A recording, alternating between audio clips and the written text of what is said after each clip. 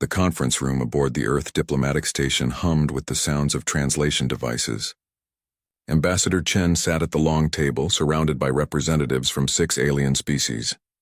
15 years had passed since humanity first met the Galactic Concordat, and those years had changed everything. Chen looked at the holographic display showing star charts and fleet movements. The Concordat had welcomed humanity with open arms, or whatever appendages each species possessed. The tall, elegant Volthari had spoken of unity and cooperation. The insectoid krill had shared trade routes.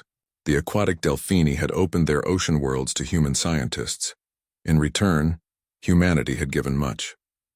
Too much, some people whispered back on Earth. Human military tactics had revolutionized how the Concordat fought. Human artificial intelligence helped coordinate supply chains across dozens of worlds. Human diplomats, with their strange ability to form emotional bonds with almost any species, had prevented 3 wars before they started. The Cruthax swarms are moving again, announced Velmora, the Volthari High Chancellor. Her translator converted her musical language into flat English words.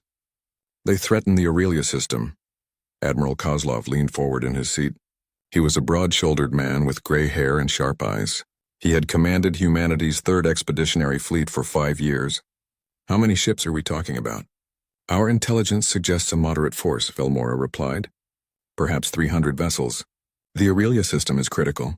It supplies 7 colony worlds. If it falls, millions will starve. Chen studied the Volthari Chancellor carefully. Velmora had always been friendly to humanity. She had personally sponsored Earth's membership in the Concordat. But something felt different today. The Chancellor's skin, normally a soft blue, seemed darker. Stress, perhaps. What does the Concordat need from Earth? Chen asked. Your fleet, Velmora said simply. Human ships are fast and your crews are fearless. We need you to help defend Aurelia while we position our main battle groups. Kozlov pulled up tactical data on his personal display. You're asking for a significant commitment. How many ships will the Concordat provide? We will have 200 ships in position, Velmora assured him. Combined with your fleet, we will outnumber the Cruthax. It will be a defensive operation. Simple and clean. Chen and Kozlov exchanged glances. Humanity had 143 warships in the 3rd Expeditionary Fleet. It represented 70% of Earth's total military strength. The other 30% stayed behind to guard the Sol system. We'll need to consult with Earth, Chen said carefully. Velmora's translator chirped. Of course. But please move quickly. Time is not our friend in this matter. 3 days later, the United Earth Council voted. The decision was unanimous. Humanity would help defend Aurelia. They were part of the Concordat now, and the Concordat protected its own. Admiral Kozlov stood on the bridge of his flagship, the Indomitable. Around him, displays showed 143 human vessels preparing for departure. Destroyers, cruisers, carriers, and battleships. Each one represented years of construction, billions in resources, and hundreds of crew members. All ships report ready, Admiral, said Commander Sarah Blackwood. She was his executive officer, a tall woman with red hair tied back in a tight bun. She had served with Kozlov for 8 years. Set course for Aurelia, Kozlov ordered. Standard formation. And Sarah, keep the sensor arrays active. I want to know everything happening in that system before we arrive. Worried, sir? Blackwood asked quietly. Kozlov watched the stars stretch into lines as the fleet entered faster-than-light travel. Just being careful. This is the largest deployment we've ever made. If something goes wrong, he didn't finish the sentence. He didn't need to. The journey to Aurelia took 6 days. During that time, Kozlov received regular updates from Volthari Command. Everything seemed normal. The Cruthax were approaching from the outer system. The Concordat forces were moving into position. It would be a standard defensive engagement, but Kozlov couldn't shake a feeling in his gut. He had learned to trust that feeling during his 30 years in the military. On the morning of the 6th day, the fleet emerged from faster-than-light travel at the edge of the Aurelia system. The local star burned bright and yellow ahead of them. 6 planets orbited in neat paths. Aurelia Prime, the inhabited world, was the 3rd planet. Sensors are active, Blackwood reported. Scanning for the Concordat fleet and Cruthax positions. Kozlov waited. The bridge crew worked efficiently at their stations. Minutes passed. Sir? Blackwood's voice had changed. It carried an edge of concern. I'm reading the Concordat fleet at the designated coordinates. 203 vessels matching their promise. And the Crithax? Blackwood's hands moved across her console. Her face went pale. Sir, the Crithax force is much larger than intelligence suggested. I'm counting. Over 1,000 ships. Maybe 1,200. The bridge went silent. Every crew member stopped and looked at the tactical display. Red markers representing enemy ships filled the holographic space like angry stars. That's impossible, someone whispered. Kozlov's jaw tightened. Hail the Volthari flagship immediately. We need, sir. Blackwood interrupted. The Volthari fleet is moving. They're not moving into defensive positions. They're moving away from us. On the main display, blue markers representing Concordate ships began to shift. They weren't forming a battle line. They were retreating, and their shields were powering down. What are they doing? Kozlov demanded. Open a channel. All frequencies! The communication officer worked frantically. Channel open, sir. Belmora. Kozlov's voice boomed. What's happening? Why are you withdrawing? For a long moment, only static answered. Then Velmora's voice came through, cold and clear. I'm sorry, Admiral Kozlov. Truly I am. But humanity has become complicated. Your species is too aggressive, too unpredictable. Your technology advances too quickly. Your people bond with everyone, making alliances we cannot control. Kozlov felt ice in his veins. What have you done? We made a deal, Velmora said. The Crithax wanted a worthy opponent removed from the board. They promised to leave Concordate space alone for 50 years. All we had to do was deliver you. Around the Volthari fleet, shimmering portals began to open. Warp gates pre-positioned for a quick escape. You're condemning us to death, Kozlov shouted. You're condemning the galaxy to chaos, Velmora replied. In 100 years, humans would dominate everything. This is for stability. For peace. I hope you understand. The Volthari ships disappeared through the warp gates. In seconds, they were gone. And the Crithax fleet, 1,200 ships strong, turned toward the 143 human vessels floating alone in the dark. All ships. Kozlov's voice carried across every channel. Battle stations! Prepare for combat. We fight our way out together. But even as he gave the orders, he knew the truth. They were betrayed. They were outnumbered almost 10 to 1, and they were very far from home. The Crithax opened fire, and the stars filled with light. The first wave of Crithax plasma bolts hit like hammers from hell. The destroyer Vigilant took 3 direct hits to its port side. Its shields flared bright blue, then shattered like glass. The 4th bolt punched through the hull, and the ship broke apart in a silent explosion of metal and flame. Admiral Kozlov gripped the arms of his command chair as the Indomitable shook from near misses. Around him, the bridge crew worked with desperate efficiency. Alarms blared. Damage reports flooded in. The tactical display showed a nightmare in 3 dimensions. All ships evasive pattern Delta 7, Kozlov ordered. Focus fire on their command ships. If we can disrupt their coordination, we have a chance. But even as he said it, he knew it wasn't true. They didn't have a chance. Not really. The Crithax outnumbered them almost 10 to 1. The insectoid aliens flew in perfect swarm formations, overlapping their fire with mechanical precision. Commander Blackwood stood beside him, her face pale but focused. Sir, the cruiser Defiant reports critical damage to their engines. They can't maneuver. Tell them to go full weapons. Make every shot count. The Defiant, stranded in space, became a stationary fortress. Its railguns fired continuously, cutting through Crithax fighters like a knife through silk. But there were too many, always too many. Swarms of enemy ships surrounded the cruiser, their weapons flashing. The Defiant's shields failed. Then its hull began to melt under concentrated fire.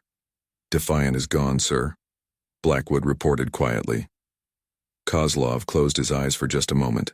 300 people had served on that ship. 300 people who trusted him to bring them home. Mark them. It was all he could do. Mark the dead and keep fighting. The human fleet fought like cornered wolves. They used every trick, every tactic they had learned in 15 years of peace.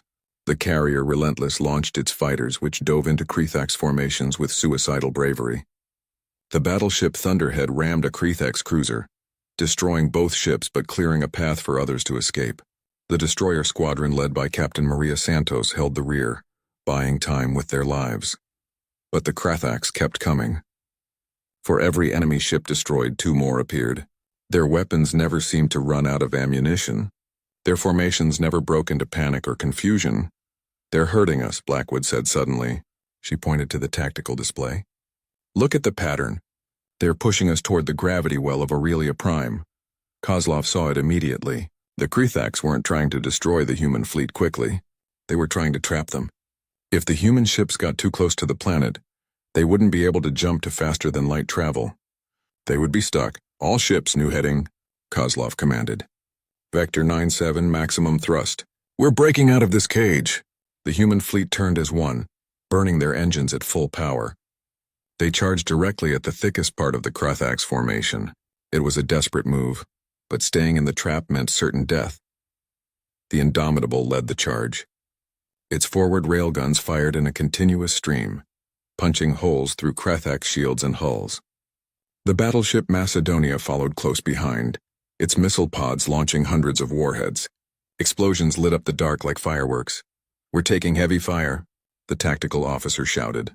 "Shields at 40%. "Keep moving," Kozlov ordered. "Don't stop for anything." A Krethak's destroyer exploded directly in their path. The Indomitable flew through the debris field, pieces of alien ship bouncing off its shields. Warning lights flashed across every console. "Shields at 20%. Sir, the battle group Alpha is cut off." "They can't follow us." Kozlov looked at the display. 15 ships, including the mighty battleship Sovereign, were surrounded. They fought bravely, their weapons never silent. But they were dying.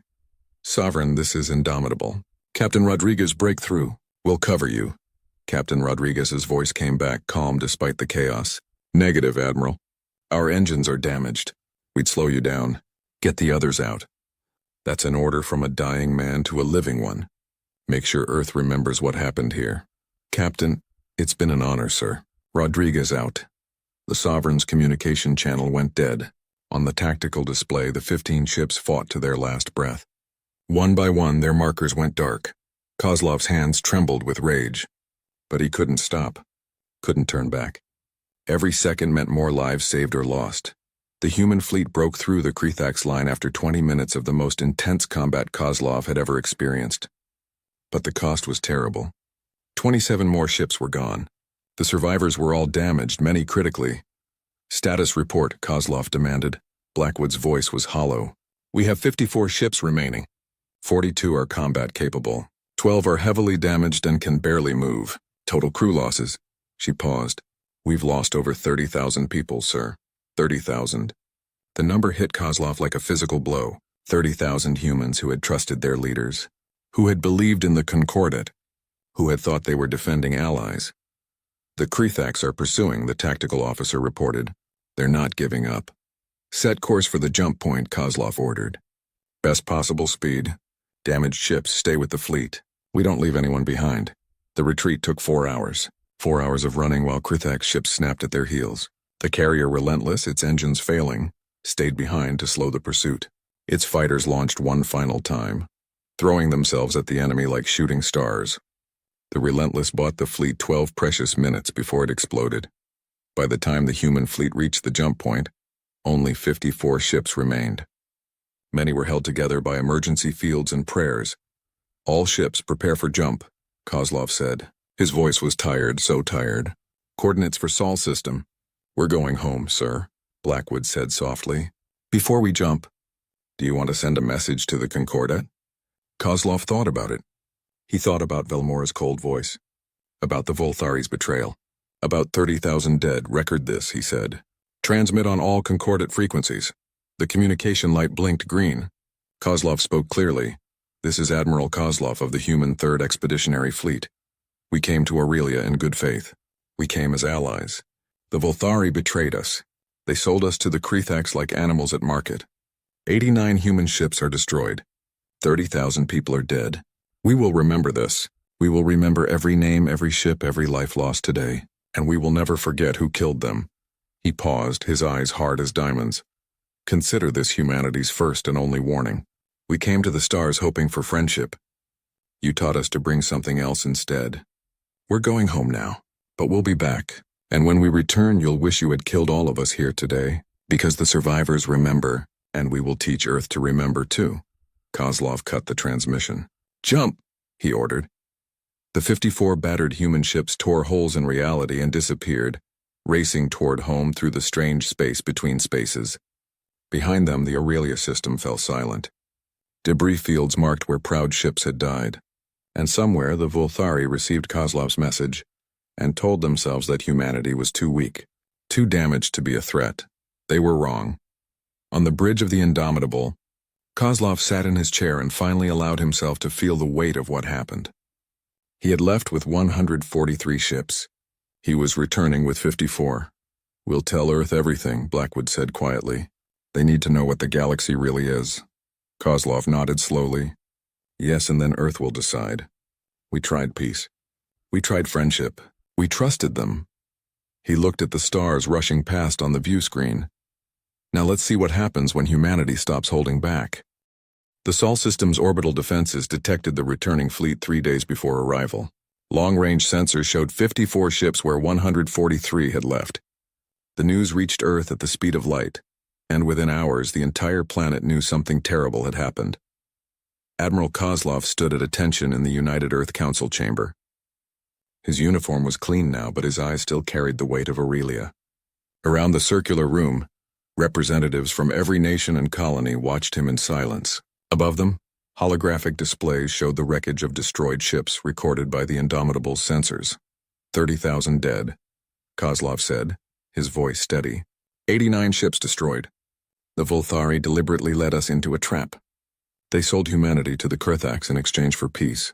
They called us too dangerous, too unpredictable. They said we were a threat to galactic stability. Council President Maria Santos, an elderly woman from Brazil, leaned forward. "And the rest of the Concordat?" "Silent," Kozlov replied. "We've received no messages of support. No apologies. 3 hours ago, the Concordat formally expelled humanity from the Alliance. They claim we provoked the Krithaks. They're calling Aurelia our fault." The council chamber erupted in angry voices. Representatives shouted at each other, at the displays, at the universe itself. Santos banged her gavel until silence returned. "What are our options?" she asked. General Thomas Mbeki, head of Earth's Unified Military Command, stood. He was a tall man from South Africa, his hair white with age but his body still strong. "We rebuild our fleet. It will take years, but we can replace what we lost." "And then what?" asked Representative Kim from Korea. "Fight the entire Concordat. They have thousands of ships.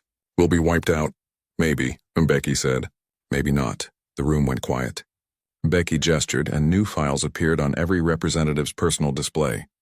"These are classified projects. Black programs that we've been developing for 20 years. Kozlov leaned forward, reading the files. His eyes widened. "Is this real?" "Very real," Mbeki confirmed. "When we first met the Concordat, our leaders weren't naive.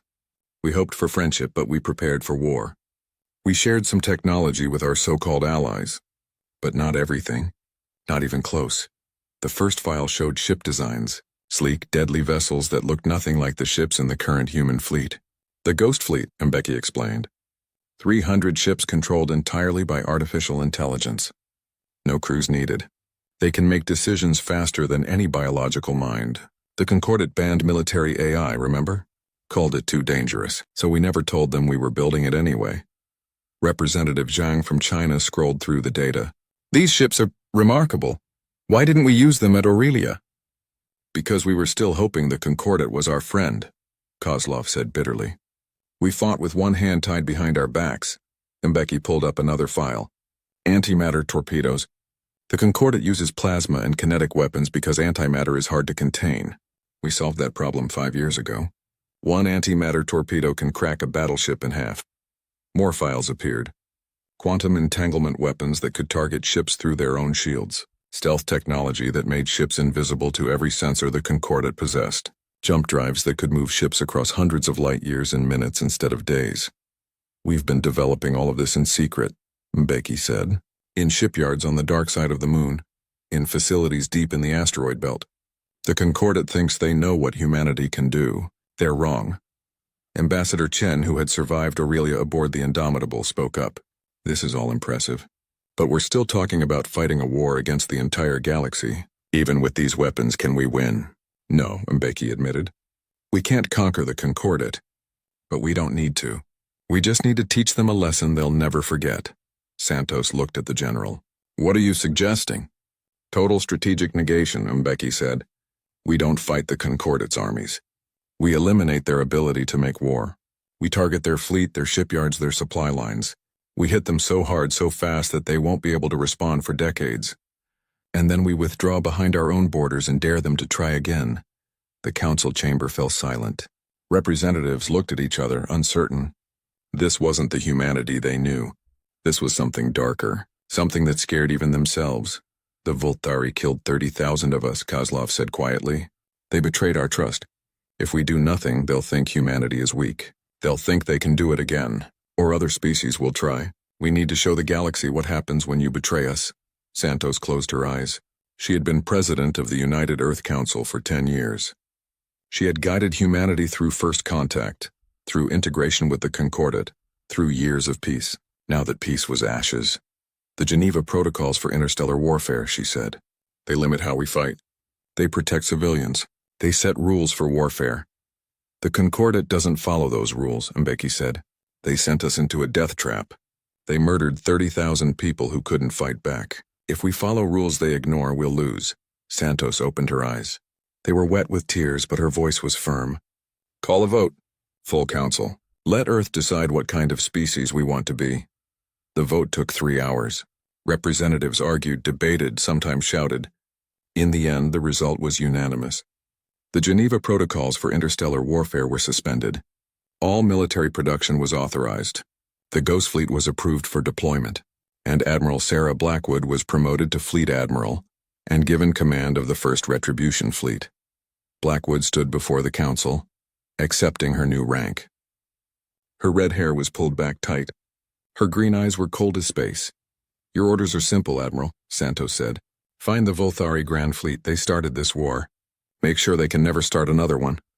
Yes, ma'am, Blackwood replied. What about civilian casualties? Santos's face was grim. This is a military operation only. You are authorized to destroy military targets. Nothing else. We're not the Voltari. We don't murder the innocent. Understood. As Blackwood left the council chamber, Kozlov caught up with her. Sarah, you don't have to do this. I can lead the fleet, she shook her head. No, sir. You got our people out of Aurelia. You saved 54 ships when anyone else would have lost them all. You're a hero. And what are you? Blackwood's smile was sharp as a knife. I'm what happens next. Over the following months, Earth transformed. Factories that once built civilian ships now produced warships. The Ghost Fleet woke up in secret shipyards. AI minds learning tactics and strategy. Scientists worked day and night developing new weapons. The asteroid belt became an armed fortress, and intelligence teams worked to track the Voltari Grand Fleet. They used every trick, every technique humanity had learned. They sent microdrones through Concordate space, tiny machines no larger than insects. They intercepted communications. They bribed informants. They hacked computer systems. 4 months after Aurelia, they found it.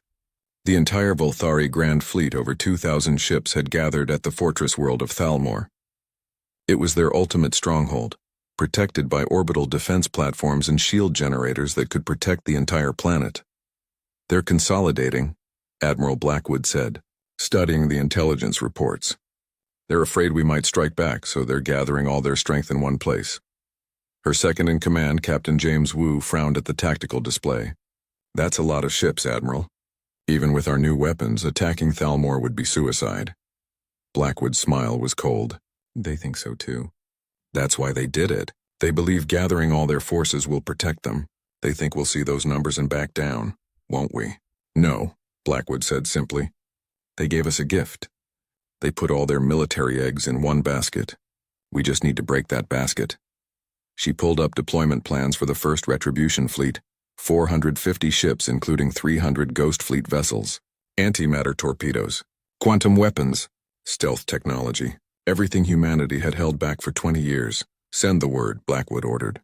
All ships are to prepare for deployment. We leave in 48 hours. Where are we going, Admiral? Wu asked. Blackwood looked at the star map showing Thalmor's location deep in Voltari space. We're going to teach the galaxy what humanity does to traitors. We're going to show them why they should have killed us all when they had the chance. She paused, her eyes reflecting the cold light of distant stars. We're going to make them remember us. The Volthari communication relay station orbited a small moon in the Kestrin system. It was a quiet posting far from the central worlds. Lieutenant Velshan monitored the sensor screens with bored efficiency. Nothing ever happened here. The relay just passed messages between fleet groups, completely automated. Her job was to watch for technical failures. The screen flickered. Just once. Velshan frowned and checked the diagnostic systems. Everything showed green. Normal operation. She shrugged and went back to her personal datapad, reading a novel about ancient Volthari warriors. Behind the relay station, invisible to every sensor, a human stealth ship hung in space like a ghost. Inside, a young officer named Lieutenant Marcus Chen watched his own screens. The AI counted down. 3, 2, 1. The relay station exploded. No warning. No chance to send a distress signal. Just a brief flash of light and then silence. The human stealth ship engaged its experimental jump drive and vanished, leaving no trace it was ever there. All across Volthari space, the same scene repeated. Communication relays destroyed. Supply depots blown apart. Fuel stations reduced to debris. Small targets strategically chosen. And every single attack was perfectly executed with no survivors to report what happened. High Chancellor Velmora stood in the command center on Voltharan Prime, the Volthari homeworld. Holographic displays showed red markers appearing across the Empire.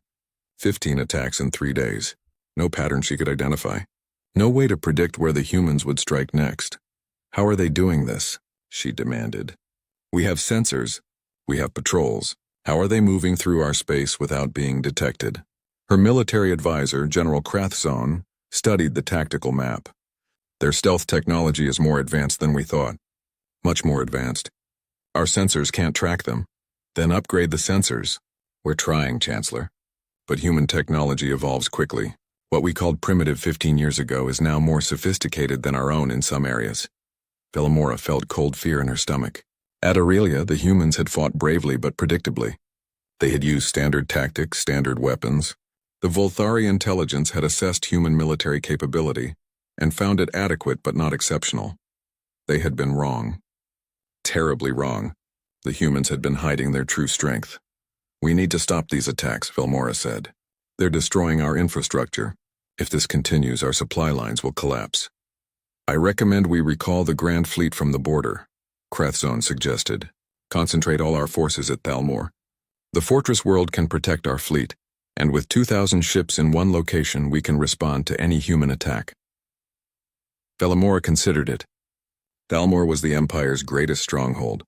Its orbital platforms could destroy an entire fleet. Its shield generators could protect the planet from any bombardment.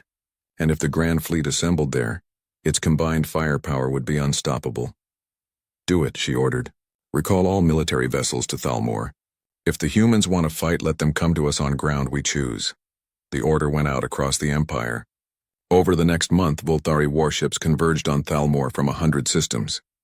Battleships and destroyers, carriers and cruisers, support vessels and supply ships. They gathered in orbit around the fortress world like a swarm of metal stars. What the Volthari didn't know was that every single ship had been tagged. Tiny human microdrones, no larger than grains of sand, had attached themselves to hulls during port visits. Each drone was a tracker, reporting its location through quantum entanglement.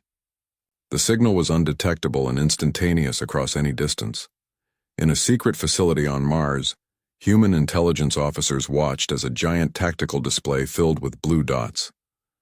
Each dot represented a Volthari military vessel, and every single one was moving toward Thalmor.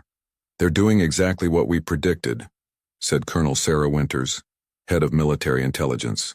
She sent the data through encrypted channels to Admiral Blackwood's fleet, which was already in position near the Sol system. Aboard the flagship Retribution, Admiral Blackwood reviewed the intelligence with satisfaction. Her command center was quiet and efficient. Officers worked at their stations with focused intensity. The ship itself was brand new, built in secret over the past 4 months. It represented the pinnacle of human military technology. All ships report ready, Admiral, Captain Wu reported. The Ghost Fleet is online and awaiting orders. Blackwood looked at the tactical display showing Thalmor and its gathering fleet. 2,247 Volthari ships, the largest concentration of military force in the Empire's history.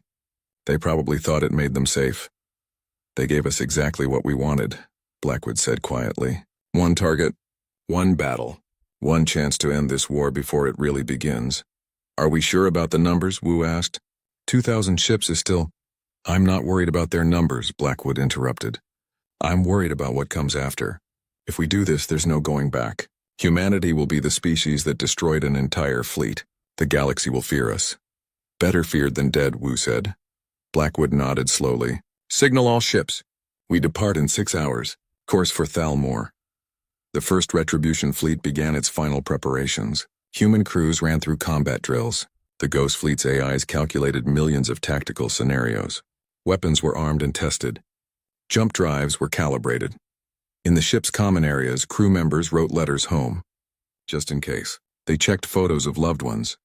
They made promises to each other about what they'd do after the battle. It was a ritual as old as warfare itself. Lieutenant Marcus Chen, the young officer who had destroyed the first relay station, sat in the pilot seat of his stealth ship. His vessel would be part of the initial strike force. He thought about his grandfather who had died at Aurelia aboard the destroyer Vigilant. The old man had taught Marcus to fly when he was just a boy. This is for you, Grandpa, Marcus whispered. For you and all the others. Admiral Blackwood made her way through the Retribution, visiting different sections of the ship. She stopped to talk with crew members, learning their names, shaking their hands. She wanted them to know their admiral cared about each one of them. In engineering, she found a young technician named Amy Rodriguez. The name made Blackwood pause. Are you related to Captain Rodriguez? From the Sovereign? The girl nodded, tears in her eyes. He was my father, ma'am. He was a good man, Blackwood said softly. He saved a lot of lives at Aurelia. I know, Amy said. That's why I'm here. I volunteered for this mission. I want to be part of what happens next. Blackwood put a hand on the girl's shoulder. Your father would be proud of you. Make sure you survive this, understand? We need people like you to build the future. Yes, ma'am. 6 hours later, the first Retribution fleet assembled in formation. 450 ships organized in precise tactical groups. Human crewed vessels took the center and flanks. Ghost Fleet ships formed a surrounding shell, their AI minds coordinating with perfect efficiency. Blackwood sat in her command chair, looking at the fleet display. Around her, the bridge crew waited in silence. This was the moment, the decision point. Once they jumped to Thalmor, there would be no turning back. She thought about Admiral Kozlov's words from Aurelia. Consider this humanity's first and only warning. The Volthari had ignored that warning. They had expelled humanity from the Concordat. They had called the massacre at Aurelia justified. Now they would learn what happened when you corner a species that remembers everything. All ships, Blackwood said, her voice clear and strong. This is Admiral Blackwood. In a few minutes we're going to jump to Thalmor. The Volthari think they're safe behind their fortress. They think we're too weak to challenge them. They think betraying us at Aurelia had no consequences. Today we prove them wrong. Today we show the galaxy what humanity does to traitors. Today we make them remember. All ships jump in 3, 2, 1, mark. 450 human ships tore holes in reality and disappeared. They traveled through the strange space between spaces, moving faster than light itself. The journey to Thalmor would take 6 hours. 6 hours until the Volthari learned their mistake. 6 hours until the galaxy changed forever. The Volthari sensor officer aboard the orbital command station blinked at his display in confusion. Commander, I'm detecting spatial distortions. Multiple points. There, 450 human ships materialized in the Thalmor system like nightmares becoming real. They appeared in perfect formation, already moving at combat speed. The sensor officer's screen filled with red warning markers. Sound the alarm. The commander shouted. All ships to battle stations. But the human fleet had planned this moment down to the second. They emerged from faster-than-light travel exactly where they wanted to be, close enough to strike but far enough to avoid the planet's heaviest defenses. Admiral Blackwood stood on the bridge of the Retribution, watching the tactical display. 2,247 Volthari ships floated in orbit around Thalmor. It was the largest fleet humanity had ever faced, and she was about to destroy it. Open all communication channels, she ordered. All frequencies. I want every ship in the system to hear this. The communication officer nodded. Channels open, Admiral. Blackwood's voice carried across the void, reaching every Volthari vessel. "This is Admiral Sarah Blackwood of the United Earth Navy. 4 months ago you betrayed us at Aurelia. You led us into a trap and murdered 30,000 of our people. You called us too dangerous, too unpredictable. You said betraying us was for galactic stability. Today, we're going to show you what stability looks like when humanity writes the definition." On the Volthari flagship Eternal Glory, High Chancellor Velmora listened to Blackwood's words. Her skin had gone pale blue with fear. Around her, military officers scrambled to organize a response. "How many ships do they have?" she demanded. 450, Chancellor," General Krathzon reported. "We outnumber them 5-1. Velmora felt relief flood through her. "Then we can—" "Chancellor," Blackwood's voice interrupted through the speakers. "You're looking at our numbers and feeling confident. That's a mistake. You see, at Aurelia we fought with the fleet you knew about. Today you're facing the fleet we built in secret. Today you're facing humanity when we're not holding back. I want you to remember this moment. Remember that you had a chance to be our friends and you chose to be our enemies. This is what that choice costs." Blackwood cut the transmission. "All ships execute attack pattern Ragnarok. Ghost Fleet, you are weapons free." The Ghost Fleet struck first. 300 AI-controlled ships moved with inhuman precision. They didn't need to coordinate through voice communication. They didn't need to worry about crew safety or survival. They were simply weapons, cold and perfect. Millions of autonomous hunter-killer drones launched from the Ghost Fleet's carriers. Each drone was the size of a basketball, packed with explosives and guidance systems. They swarmed toward the Volthari fleet like a cloud of metal locusts. The Volthari opened fire, trying to shoot down the drones. Plasma bolts and laser beams filled space. Thousands of drones exploded, but there were too many. They reached the Volthari ships and attached themselves to hulls, seeking weak points. Then they detonated. The destroyer Kelshara died first, its hull punctured in 50 places simultaneously. Atmosphere vented into space. The ship spun out of control, colliding with a nearby cruiser. Both ships exploded in a ball of fire. The human fleet's antimatter torpedoes launched next. These weren't like the conventional weapons the Volthari knew. Human scientists had found a way to phase the torpedoes through normal shields using quantum tunneling. The weapons simply appeared inside the Volthari shields and detonated. The battleship Thunderous Pride took an antimatter torpedo amidships. The explosion was so bright that crew members on nearby ships had to shield their eyes. When the light faded, the Thunderous Pride was gone. Not damaged, not destroyed, simply gone, converted to expanding plasma. "Impossible," General Krathzon shouted. "Our shields should stop those weapons." "They're using quantum phasing," a panicked science officer replied. "The torpedoes tunnel through the shield matrix. There's no defense." The Volthari fleet tried to respond. Over 2,000 ships turned their weapons on the human fleet and opened fire. The volume of incoming fire was staggering, but the human ships moved with practiced efficiency, their formation shifting like a school of fish avoiding a predator. The Ghost Fleet's AI calculated the trajectory of every enemy shot. Ships dodged microseconds before weapons fired. Human stealth technology scattered sensor locks. And when Volthari ships did score hits, human shields absorbed the damage far better than expected. "They're adapting to our weapons in real time," a Volthari tactical officer reported. "Their computers are learning our firing patterns." Lieutenant Marcus Chen piloted his stealth ship through the chaos. He had been assigned a specific target, the Volthari command carrier where High Chancellor Velmora coordinated the defense. His ship was invisible to their sensors, a ghost in the black. He maneuvered through the debris field that was rapidly forming. Destroyed Volthari ships tumbled through space, trailing fire and bodies. Marcus tried not to think about the death around him. He had a job to do. The command carrier was massive, 5 times larger than any human ship, but size meant nothing if you couldn't see your enemy. Marcus positioned his ship behind the carrier's main engines and launched a full spread of antimatter torpedoes. The torpedoes phased through the carrier's shields and struck the engine core. The explosion tore the massive ship in half. Marcus didn't wait to see the result. He engaged his jump drive and vanished, reappearing near the main human fleet. Aboard the Eternal Glory, Velmora felt the flagship shake as nearby ships exploded. The tactical display was a nightmare of red markers going dark. Her fleet was dying. Ships that had sailed the stars for centuries were being destroyed in minutes. "Order all ships to focus fire on their flagship," she commanded. If we kill their admiral, maybe they'll retreat. 200 Volthari ships turned their weapons on the Retribution. The volume of fire was incredible, but the human flagship was ready. Its shields flared bright blue, absorbing hit after hit, and around it, Ghost Fleet ships formed a protective wall, sacrificing themselves to protect Blackwood's command.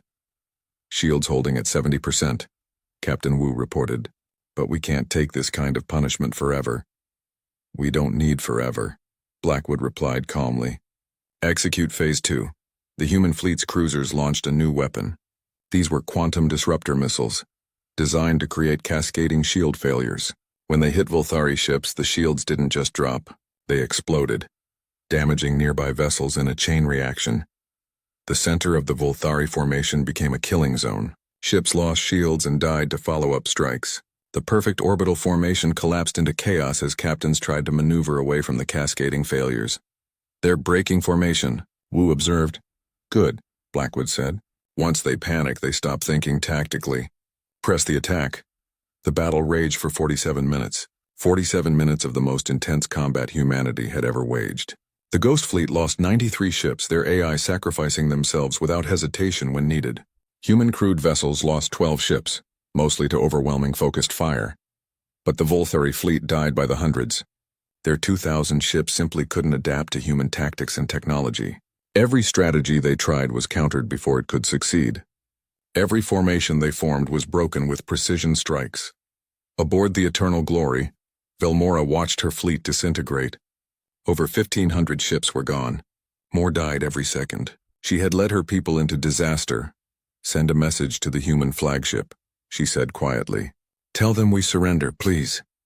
The communication officer sent the plea across all frequencies. Human fleet, this is the Volthari flagship. We surrender. Please, we surrender. For a moment, the human attack paused. The Ghost Fleet held position, weapons still armed but not firing. Then Admiral Blackwood's voice came through the speakers, cold and clear. You surrender now? After 30,000 of my people died at Aurelia? After you betrayed our trust and sold us to the Krythax? After you expelled us from the Concordat and called our murder justified? Blackwood paused. You taught us at Aurelia that mercy is a strategic weakness. You taught us that trusting our allies gets them killed. You taught us that the galaxy respects only strength. We learned your lessons well, Chancellor. Very well. Please, Velmora begged. We made a mistake. We were wrong about humanity. Please show us the mercy we denied you. No, Blackwood said simply. Mercy is what we offered at Aurelia. This is justice. All ships continue the attack.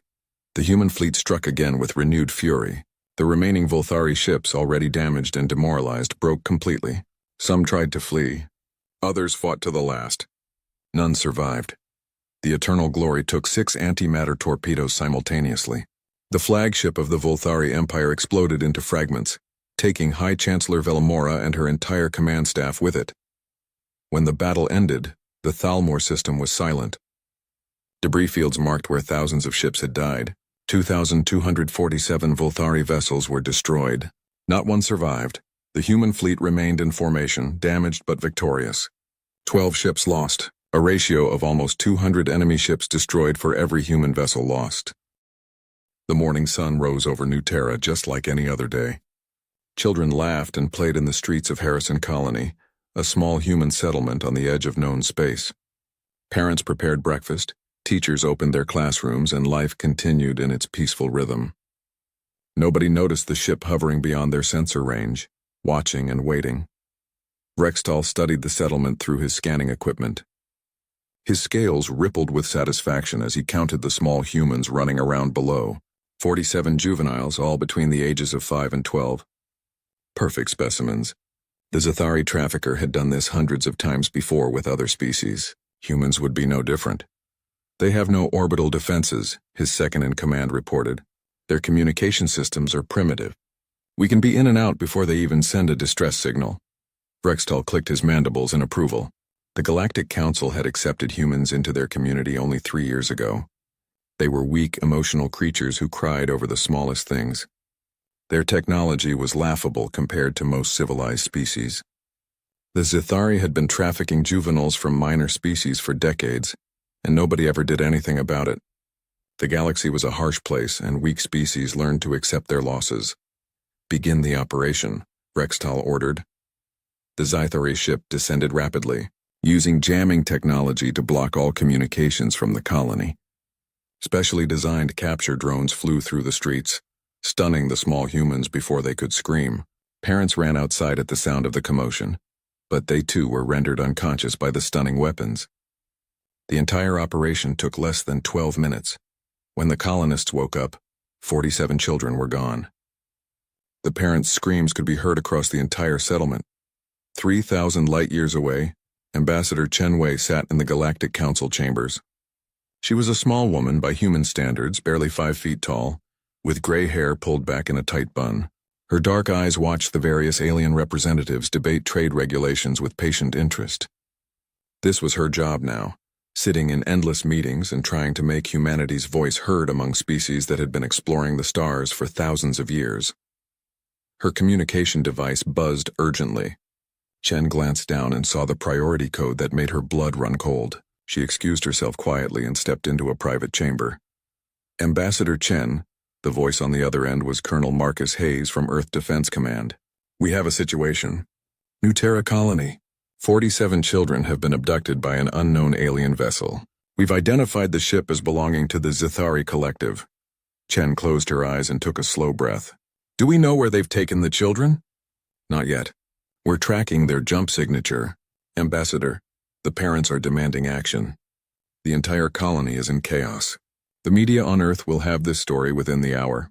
"Understood, Colonel. Begin tracking operations. I'll handle the diplomatic side." "And Colonel?" "Alert the defense fleets."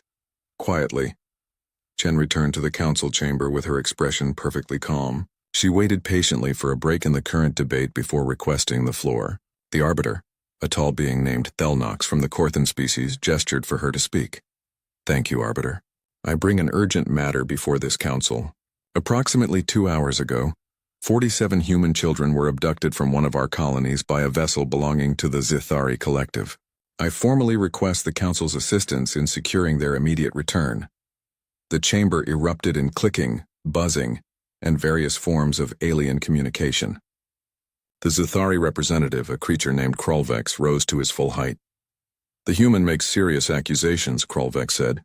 His translator rendered his words in perfect galactic standard. "Does she have proof of Zythari involvement?" Chen's assistant projected the sensor data and ship identification onto the central display. "Our colony's sensors captured your ship's energy signature before you jammed our communications. We have the vessel's registration codes. This ship is registered to Vrextal of the Zythari merchant fleet." Krolvex studied the data with what might have been amusement. Vrextal is a private merchant. If he has acquired biological specimens from an unclaimed world, that is his legal right under galactic salvage law. "New Terra is a claimed world," Chen said quietly. "It is a registered human colony. Registered for only 3 years. Another alien representative interjected. This one was from the Pelthian Concordat, a species known for its strict adherence to bureaucratic procedure.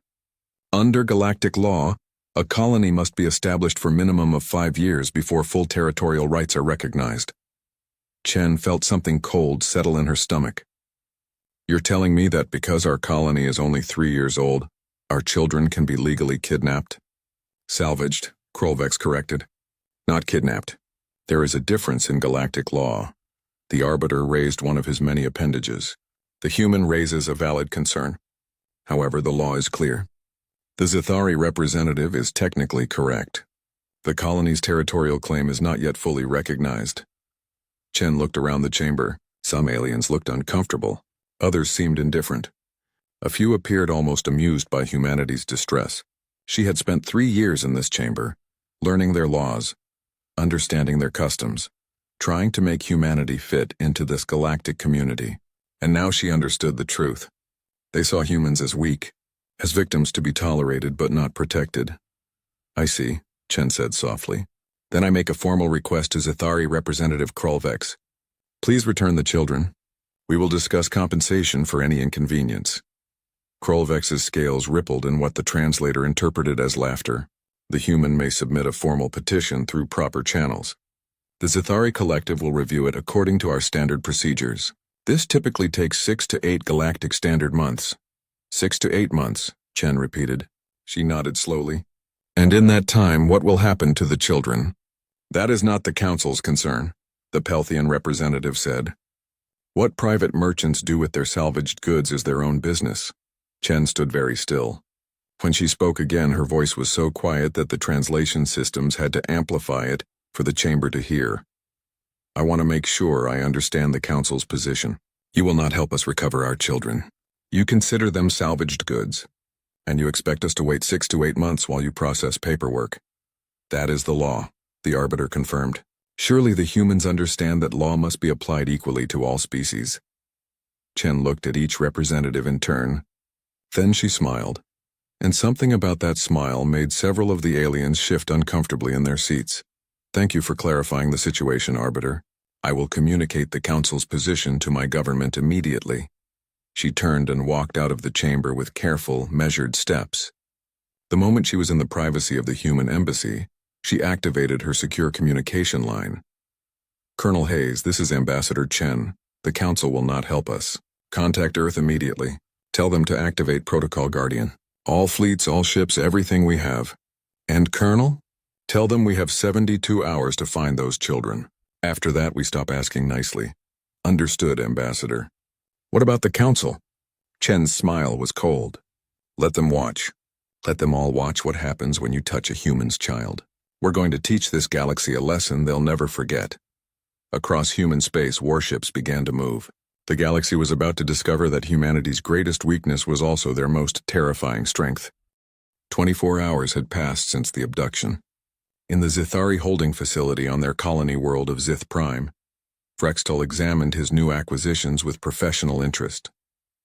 The human juveniles were kept in clean but bare containment cells grouped by size. They cried constantly, calling for their parents in their primitive language. They're more emotional than the Pelthian young we took last year, his assistant observed. Should we sedate them? Frextal waved a claw dismissively. Let them cry. It doesn't matter. By the time their species files the proper paperwork, these specimens will be sold and distributed across 3 different sectors. Humans are too scattered, too new to galactic politics. They'll accept this loss like every other minor species does. What Vrextal didn't know was that humanity had no intention of filing paperwork. On Earth, Fleet Admiral James Richardson stood in the operations center deep beneath Geneva. Around him, holographic displays showed the position of every human military vessel in known space. There weren't many compared to the major galactic powers. Humanity had focused on exploration and peaceful expansion, not military might, or at least that's what the galaxy believed. Status report, Richardson commanded. Captain Sarah Okonkwo stepped forward. She was tall, dark-skinned, with eyes that hadn't slept in over a day. Admiral, we've located the Zithari ship. It docked at Zith Prime 17 hours ago. Intelligence confirms the children are being held in a trafficking facility on the planet's surface. We have satellite imagery and internal blueprints stolen from Zithari databases.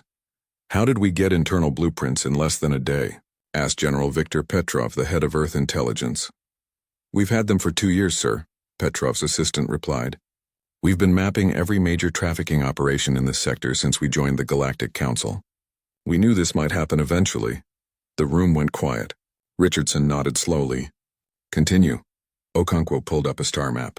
Red dots appeared across 14 different Zithari worlds. These are confirmed trafficking facilities. We estimate over 3,000 juveniles from various species are currently being held across these locations.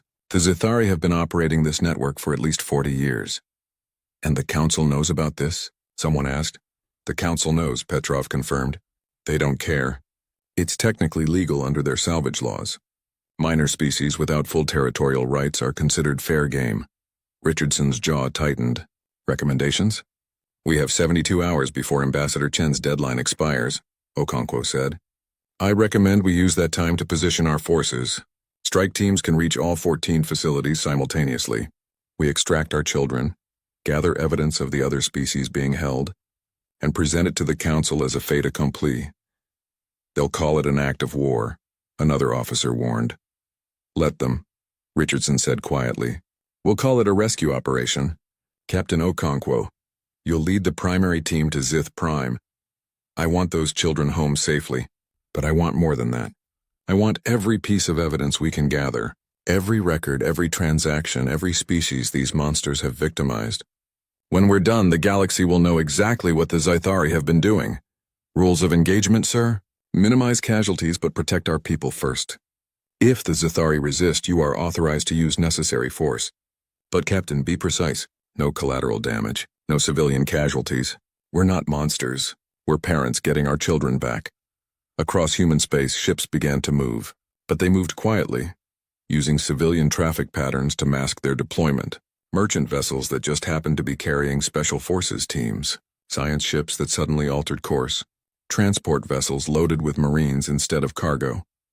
The galaxy's intelligence networks noticed the unusual activity, but they couldn't decode the encrypted human communications. The Zythari dismissed it entirely. In the Galactic Council chambers, other species watched with interest. Ambassador Chen had returned to her duties as if nothing was wrong. She attended meetings, voted on proposals, and participated in debates with her usual calm professionalism. But those who looked closely could see something different in her eyes. Something cold and patient. The Pelthian representative approached her during a break. Ambassador Chen, I wanted to express my personal sympathy for your situation. The law is sometimes harsh. Chen smiled politely. Thank you, Ambassador Telvor. The law is indeed very clear. Your government will submit the proper petition, yes? My government is handling the situation appropriately. Telvor's sensory organs twitched. That is good. It is important to follow proper procedures. The Zythari collective is quite powerful. It would be unwise for a young species like humanity to create conflict. Oh, we have no desire for conflict, Chen assured him. We simply want our children back. I'm sure any species would understand that desire. Of course. But surely you understand the practical realities. The children are already gone. It is tragic, but these things happen in the galaxy. Better to accept and move forward than to fight battles you cannot win. Chen's smile never wavered. Ambassador Telvor, may I ask you a question? Do the Pelthians value their young? Telvor seemed taken aback. Naturally. All species value their offspring. Then tell me, if someone took Pelthian children, how would your people respond? We would follow proper legal channels, of course. We are a civilized species. I see, Chen said softly. Thank you for your perspective. She walked away, leaving Telvor with an uncomfortable feeling he couldn't quite name. Something about the human's tone suggested she hadn't been asking a hypothetical question. On Zeth Prime, young Emma Martinez huddled with her younger brother Carlos in their containment cell. Emma was 11 years old, and she had been trying to keep the other children calm for over a day now. But it was hard when she was so scared herself. Emma, when are Mom and Dad coming? Carlos asked for the 100th time. He was only 6 and he didn't understand what was happening.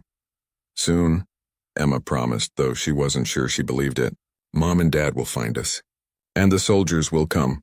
Remember what Dad always said? Nobody messes with Earth's kids.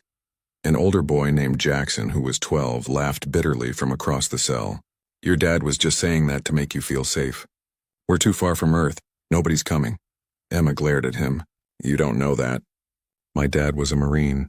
He said humans always protect their kids, always.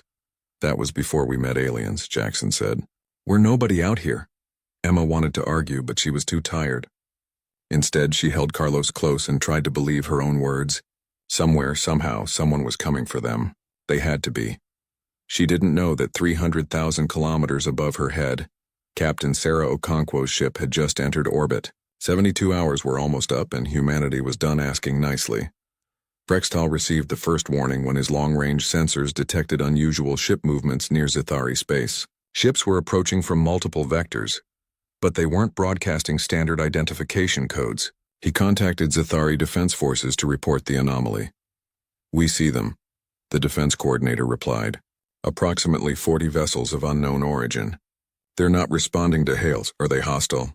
There was a pause. We don't know. They're just sitting there waiting. Brextal felt a strange sensation, something that might have been nervousness. He had never felt nervous about human before. They were weak. Everyone knew it. But as he watched his sensors, more ships appeared.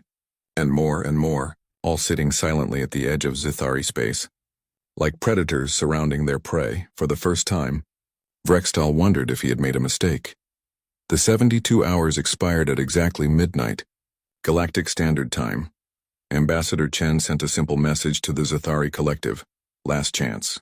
Return the children now. The Zithari representative didn't even bother to respond. That was their second mistake. Admiral Richardson gave the order from Earth. Execute Operation Guardian. Bring our children home. The human ships dropped out of faster-than-light travel simultaneously across 14 Zithari worlds. It was a coordination feat that impressed even the most experienced military analyst in the galaxy. One moment Zithari space was quiet. The next, human warships appeared in orbit around their key facilities like ghosts materializing from darkness. On Zith Prime, Vrextal stared at his screens in disbelief. 12 human vessels surrounded his world, and they weren't commercial ships. These were military craft, bristling with weapons he hadn't known humans possessed. Before he could process what was happening, his communication system activated with an override code that bypassed all his security. "Attention Zithari Facility Omega-7, a female voice said in perfect galactic standard. "This is Captain Sarah Okonkwo of Earth Defense Forces. You are holding 47 human children. You will release them immediately and surrender all personnel involved in their abduction. You have 5 minutes to comply." Vrextal's scales rippled with anger. "This is an act of war. You cannot simply invade sovereign Zithari space and make demands. The Galactic Council will—" 4 minutes 30 seconds, Captain Okonkwo interrupted. "I suggest you use that time wisely." Vrextal switched to his military channel. "This is Facility Omega-7 requesting immediate Defense Fleet support. We are under attack by human forces." The response came quickly. "Facility Omega-7, be advised. Defense Fleet is engaging multiple human vessels across the system. We cannot provide support at this time." "What? How many humans are there?" "More than we estimated. Much more." Vrextal looked at his countdown timer. 3 minutes remaining. He knew the facility's defenses could hold against a direct assault. The humans would have to fight their way in, which would take hours. By then reinforcements would arrive. He was wrong. At exactly 2 minutes the human ships fired. But they weren't firing at the facility. Instead, precise energy beams struck every communication relay, every sensor array, and every defensive weapon emplacement with surgical accuracy. In 30 seconds, the facility was completely isolated and defenseless. "They knew," Vrextal whispered in horror. "They knew exactly where everything was." His assistant was checking their security. "Sir, someone has been accessing our systems. The intrusions date back months. The humans have complete blueprints of our facility." Drop pods began falling from the sky. Not random drops, but precisely targeted insertions at every entrance and vulnerable point. Vrextal watched helplessly as human soldiers breached his facility with overwhelming efficiency. Inside the facility, Emma Martinez heard the explosions and pulled Carlos closer. The other children screamed as the building shook. Then suddenly the door to their cell exploded inward in a shower of sparks. A figure in black armor stood in the doorway, weapon raised. Emma couldn't see their face behind the helmet, but she could hear the voice through the speaker. "Kids, I'm Lieutenant Chen from Earth Defense Forces. We're here to take you home." Emma burst into tears. I told you they'd come." More soldiers poured into the cell block, moving with purpose but also gentleness. They had brought blankets, water, and emergency rations. One soldier knelt beside Carlos and offered him a chocolate bar. "Hey buddy, you like chocolate? Let's get you wrapped up and safe, okay?" Within minutes, all 47 children were accounted for and being evacuated to the human ships. But the soldiers didn't stop there. They moved deeper into the facility, following pre-planned routes to the data centers. Vrextal tried to flee, but found human soldiers waiting at every exit. They didn't shoot him. They simply pointed their weapons and gestured for him to kneel. Within 20 minutes of the first ship's arrival, the entire facility was under human control. Captain Okonkwo walked through the facility with her command team. What they found made her jaw tighten with rage. The children's cells were bad enough, but deeper in the complex they discovered records. Thousands of records, species after species, young beings taken and sold like property. "Captain, you need to see this," one of her intelligence officers called. He had accessed the facility's main database. They've been operating for 47 years. Over 15,000 juveniles trafficked. "Species from all over this sector. Download everything," Okonkwo ordered. "Every file, every transaction, every name of every buyer and seller. I want a complete record. Ma'am, that's going to take at least an hour to copy." Then we take an hour. Let the Zithari try to stop us. Outside, the Zithari defense fleet was learning a painful lesson about human military capability. The ships that had seemed weak and primitive in the intelligence reports were nothing like the vessels they now faced. Human ships moved with unexpected speed. Their weapons fired with terrifying accuracy, and their tactics were ruthlessly effective. Commander Zeknal of the Zithari Third Fleet tried to organize a counterattack, but the humans seemed to predict every move.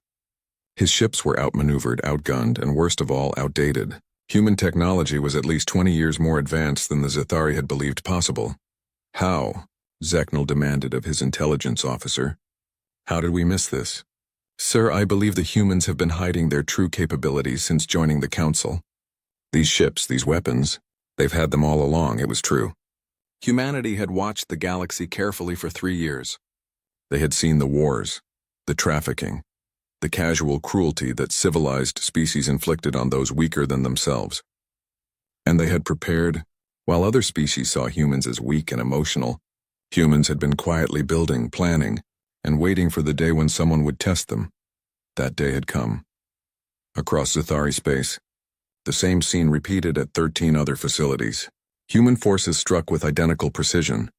Not a single child was left behind. Not a single data file was missed. The Zithari tried to resist at some locations, but human soldiers operated with a level of protective fury that no Zithari had ever encountered. At Facility Sigma 3, a Zithari guard made the mistake of pointing his weapon at a cell full of human children. The human soldier who shot the weapon out of his hand moved so fast the guard didn't see it coming. Then the soldier leaned in close and spoke in perfectly translated Zithari. Those are children. You don't even look at them wrong. Understand? The guard understood. Back on Zith Prime, Captain Okonkwo received reports from all strike teams. Ma'am, all human children recovered. 0 casualties. We've also found 317 juveniles from other species being held across all facilities. Okonkwo nodded. What about the evidence? Everything downloaded. Financial records, client lists, communication logs. We have enough evidence to prove the Zithari trafficking network has been operating across 7 sectors for nearly 5 decades. Good. Prepare for extraction, and bring every alien child we found. We're taking them all. Ma'am, we don't have authority to— I don't care about authority, Lieutenant. No child gets left behind. Not ours, not anyone's. We'll sort out the diplomatic mess later. Right now, we're getting every single juvenile out of these hellholes. On board the flagship, medics checked each child carefully. The human children were dehydrated and traumatized, but physically unharmed. Emma Martinez sat wrapped in a thermal blanket, holding Carlos while a medic scanned them both. You were very brave, the medic told her. You kept the other kids calm. That helped a lot. Are we really going home? Emma asked. Yes, we're taking you home right now. What about the aliens? Emma pointed to the other children being treated. Small beings with fur, scales, and features she'd never seen before, all of them looking just as scared as she had felt. We're taking them home too, the medic promised. Every one of them. As the human ships prepared to leave Zithari space, Captain Okonkwo sent a message to Admiral Richardson on Earth. Mission accomplished, Admiral. All human children recovered. 0 casualties among our people. We're bringing some guests. Guests? Richardson asked. 317 children from other species. We found them in the facilities. I made an executive decision to extract them as well. There was a pause. Then Richardson's voice came back with what might have been a smile in it. Good work, Captain. Bring them all home. We'll figure out the rest. The human fleet jumped to faster than light speed, leaving the Zithari system behind. But they left something else too. On every world they had struck, they left data packets broadcasting on all frequencies. Evidence of 47 years of trafficking. Names, dates, species affected, and proof that the Galactic Council had known and done nothing. The galaxy was about to have a very uncomfortable conversation. The Galactic Council chamber erupted in chaos. Representatives from 36 species shouted, clicked, buzzed, and roared in their various forms of communication. At the center of it all, Ambassador Chen Wei stood at the human podium, her expression calm while the storm raged around her. Arbiter Thelnox struggled to restore order. Silence. The Council will have order. The Zithari representative Krolvex pointed an accusatory claw at Chen. The humans have committed an act of war. They invaded our territory. destroyed our property, and kidnapped our personnel. We demand immediate sanctions and the return of our facilities. Chen waited for the translation to finish before responding. When she spoke, her voice was quiet, but it carried across the entire chamber. Kidnapped? That's an interesting choice of words, Representative Krolvex. She gestured, and holographic displays activated throughout the chamber. Data began streaming across every screen. Financial records, transaction logs, identification files. The evidence that human intelligence had gathered from 14 different facilities. These are the records from your trafficking network, Chen continued. 47 years of operations. 15,632 juveniles taken from their families. 17 different species affected. And you want to talk about kidnapping? A representative from the Pelthian Concordat rose. Ambassador Chen, while the evidence is disturbing, you must understand that the humans acted outside proper legal channels. You cannot simply invade a sovereign world because they took our children? Chen interrupted. Please, Ambassador Telvor, help me understand. What is the proper legal channel when someone steals your young? Should we have filed the paperwork you suggested? Waited 6 to 8 months while our children were sold to the highest bidder? Telvor's sensory organs twitched uncomfortably. The law must be followed. Your law said our children could be legally salvaged. Your law said we had no recourse. Your law protected traffickers and punished victims. Chen's voice remained steady, but her eyes were cold. So we followed a different law. Human law. And human law is very simple when it comes to children. Nobody touches them. Nobody takes them. Nobody sells them. And if you do, we come for you. Another display activated, showing footage from the rescue operations. The council watched in silence as human soldiers moved through the facilities with precision and purpose. They saw the cells, the children, the cold efficiency of the trafficking operation. They also saw how carefully the humans had operated, how they had avoided unnecessary casualties, how they had protected not just human children, but all the juveniles they found. A new voice spoke up. It was Ambassador Thrennick from the Valtorian Union, a species known for their large family groups. Ambassador Chen, we understand your anger, but you must see that your actions have created a significant diplomatic crisis. The Zithari are demanding justice. What do you expect this council to do? Chen smiled, and it wasn't a friendly expression. Justice? Yes, let's talk about justice. Do you see these files? They show that children from the Valtorian Union have been trafficked by the Zithari. 47 Valtorian juveniles over the past decade. Thrennick froze. What? We found them in the records. Not all of them are still alive, but we have 3 Valtorian children currently in our care. We're arranging to return them to their families. Chen turned to face the entire council. In fact, we found children from 12 different species represented in this chamber. Species who are sitting here right now, debating whether to punish us for rescuing victims of a crime you all allowed to happen. The chamber fell silent. Chen pulled up more data, highlighting specific cases. The Corthan hierarchy lost 23 juveniles. The Pelthian Concordat lost 68. The Vrexian Empire lost 94. Would any of you like to explain to your people why you knew about this and did nothing? Krolvex's scales shifted colors. These are lies. Propaganda created by the humans to justify their aggression. Then let's verify, Chen suggested. We have the children in our custody. We have DNA records. We can match them to their families. Shall we start with the Valtorians? Ambassador Thrennick, would you like to contact the families of the juveniles listed here and confirm they've been missing? Thrennick looked at the list of names Chen had provided. His face went pale. These are real cases. Missing children from the past 8 years. We thought they were lost to accidents or natural causes. They weren't lost, Chen said quietly. They were taken. Just like ours. The difference is we came for them. A representative from the Zerolian collective stood. Her species was one of the oldest and most respected in the galaxy. Ambassador Chen, what you have revealed is deeply troubling, but your military action still violated galactic law. We cannot simply ignore that precedent. Chen nodded. You're right, Ambassador Skelvara. We did violate your law, and we would do it again, every single time. Because there's something you need to understand about humans. We value law, we value order, we value civilization, but we value our children more. Much more. She paused, looking at each representative in turn. You see, we're a young species. We're emotional and primitive by your standards. We cry, we rage, we feel things deeply, and maybe that makes us weak in your eyes. But it also makes us something else. It makes us very, very dangerous when our children are threatened. Is that a threat? Krolvex demanded. No, Chen replied. It's a promise. To every species in this chamber, to every being in this galaxy, if you trade fairly with us, we'll be good neighbors. If you share knowledge with us, we'll share ours. If you seek peace with us, you'll find peace. But if you touch our children, we will come for you.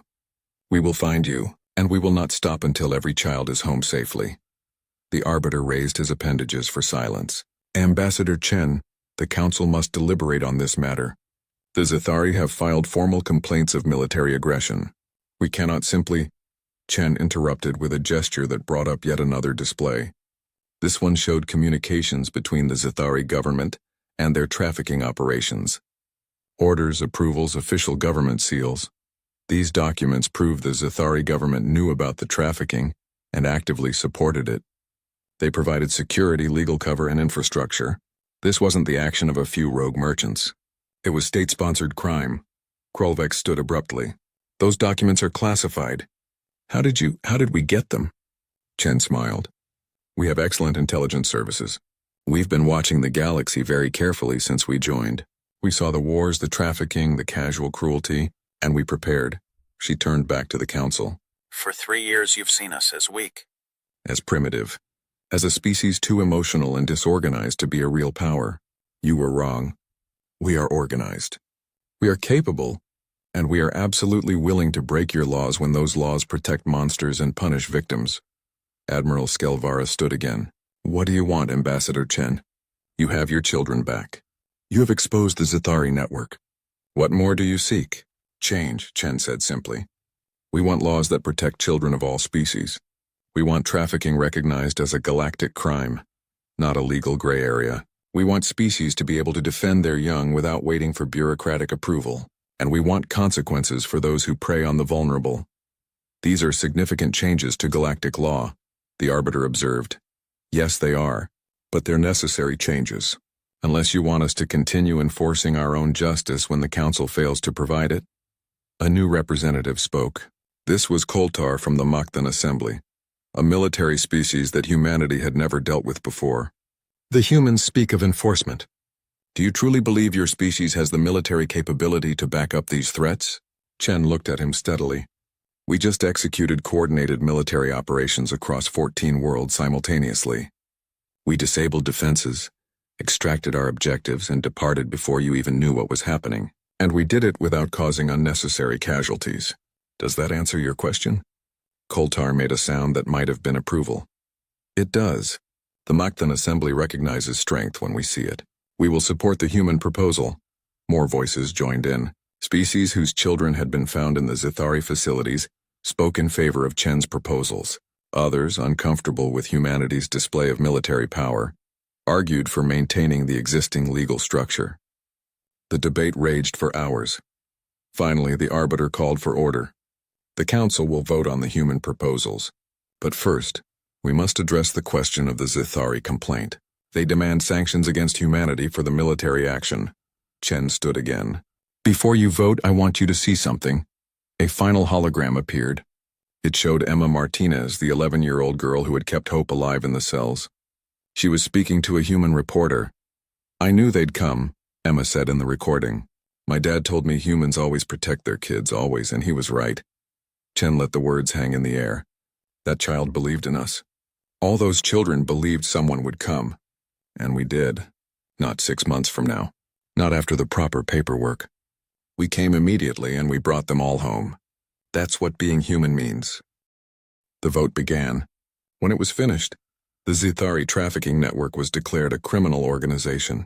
New laws were drafted to protect juveniles of all species. And the human military action. 6 months had passed since the rescue operation that shook the galaxy. On Earth, in a small park near Harrison Colony where it all began, a memorial stood under the afternoon sun. 47 names were carved into dark stone, each one representing a child who had been taken and brought home. Fresh flowers appeared at the memorial every day, placed there by grateful parents who would never forget how close they had come to losing everything. Emma Martinez sat on a bench near the memorial with her mother. Carlos was running around with other children, laughing and playing like the nightmare had never happened. But it had happened, and Emma knew she would never forget it. She had nightmares sometimes. So did the other children. But they were home, and that made all the difference. How are you feeling today? Her mother asked, putting an arm around Emma's shoulders. Better, Emma said honestly. The counselor says I'm making progress. And it helps that we're all together, you know? All of us who went through it. We understand each other. A man in military uniform approached the memorial.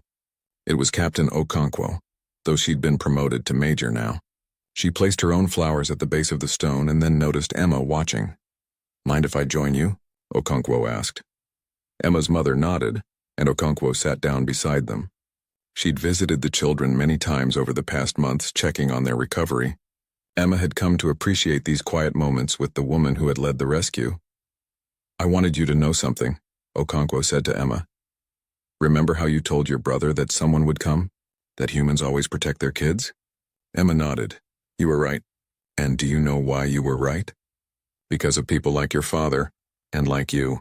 Because even when you were scared, you kept hope alive. You protected the other children. You didn't give up. That's what being human means. Emma thought about this. Major Okonkwo, are the other children okay? The ones from other planets? They are. We returned all of them to their families. Some of them had been missing for years. The reunions were... Okonkwo paused, her voice thick with emotion. They were beautiful. What Okonkwo didn't mention was the diplomatic whirlwind that had followed. The Galactic Council had spent months implementing what was now called the Chen Protocols, a comprehensive set of laws protecting juveniles of all species. Trafficking was now recognized as a universal crime, regardless of territorial claims or salvage laws, and humanity had been appointed to lead the enforcement task force. In the Galactic Council chambers, Ambassador Chen sat in her usual seat, but the atmosphere had changed dramatically. Where before she had been viewed as a representative of a minor species, now she was treated with careful respect. Some species offered genuine friendship, others maintained cautious distance. A few, like the Zithari, harbored bitter resentment. The Zithari collective had fractured after the exposure of their trafficking network. Internal conflicts and economic sanctions had weakened them significantly. Their government had changed 3 times in 6 months, each new leadership promising reform and accountability. But the damage to their reputation was permanent. Ambassador Threnik of the Valtorian Union approached Chen during a break in the session. Ambassador Chen, I wanted to thank you again. My nephew was among the children you recovered. We had mourned him for 2 years, believing he died in a transport accident. Chen smiled warmly. I'm glad he's home safely. How is he adjusting? It's difficult. He has nightmares. But he's surrounded by family, and we're giving him all the support he needs. Threnik hesitated. I wanted to apologize as well. When you first brought this matter to the council, I sided with procedure over compassion. I will never make that mistake again. We all learned something from this, Chen said gently. Sometimes the law needs to be challenged when it protects the wrong people. On the human flagship that now permanently orbited Earth, Admiral Richardson reviewed reports from the Child Protection Task Force. It was an ambitious project, but humanity had committed to it fully. Human ships now patrolled sectors where trafficking had been reported. Working with willing alien species, they had shut down 17 additional trafficking operations in the past 6 months. Captain Sarah Okonkwo entered his office with the latest report. Admiral, we've received a request from the Korthan hierarchy. They want our help investigating suspected trafficking in their outer colonies. Richardson nodded. Assign a task force. Make sure they understand we're there to assist, not to take over. This has to be a cooperative effort. Understood, sir. Okonkwo paused. Admiral, have you seen the intelligence reports about the Zithari? I have. They're making threats about retaliation. Do you think they're serious? I think they're desperate, Okonkwo said. Their economy is collapsing, their government is unstable, and they've lost all credibility in the galaxy. But desperate people do dangerous things, like keep monitoring them. If they make a move against any of our assets or our people, we respond immediately.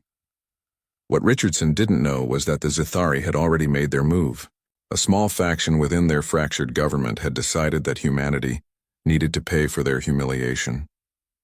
They had hired mercenaries from 3 different species and were planning an attack on a human colony. But human intelligence, which had proven remarkably effective, was already aware of the plot. On a distant space station, a meeting was taking place between unlikely allies. Representative Koltar from the Makthan Assembly was speaking with several other military species. The topic was humanity. They have changed the galaxy in 6 months, Koltar observed. Species that we thought weak now look to them for protection. The old power structures are shifting. A Vrexian commander nodded. Some say humans are too emotional, too protective, that their feelings make them vulnerable. Those people are fools, Koltar said bluntly. I have studied human history. They are emotional, yes, but that emotion is not weakness. It is fuel. When they love deeply. When they protect fiercely. And when they fight with a passion that cold logic cannot match. Should we fear them? Another species asked. No, we should respect them. And if we are wise, we should learn from them. Koltar pulled up a display showing human rescue operations. Look at how they fight. Not for territory, not for resources, but for their young. There is no hesitation, no cost too high. That kind of commitment is rare in the galaxy. Back on Earth, Emma Martinez was writing in her journal. Her counselor had suggested it as a way to process her feelings. She wrote about the fear, the hope, and the moment when human soldiers had burst through the door. But she also wrote about something else.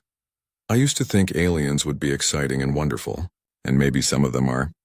But I learned that the galaxy can be scary too. There are people out there who hurt others, who take children, who do terrible things. But I also learned that we don't have to accept it. We can fight back. We can protect each other. And no matter how far away we are, no matter how lost we feel, someone will come for us, because that's what humans do. She closed the journal and looked out her window at the stars. Somewhere up there, other children were sleeping safely because humans had refused to accept the galaxy's cruelty. The thought made her feel better.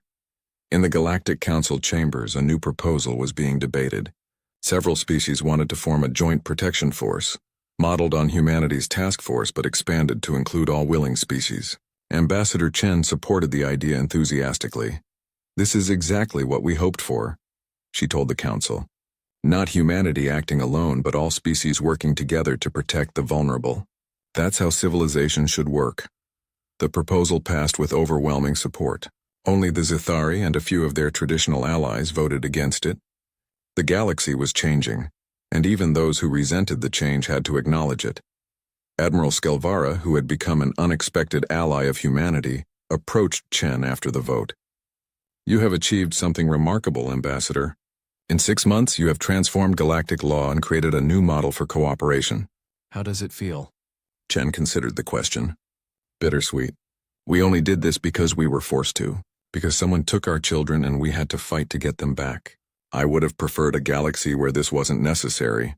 But it was necessary, Skelvara said. And you did what needed to be done.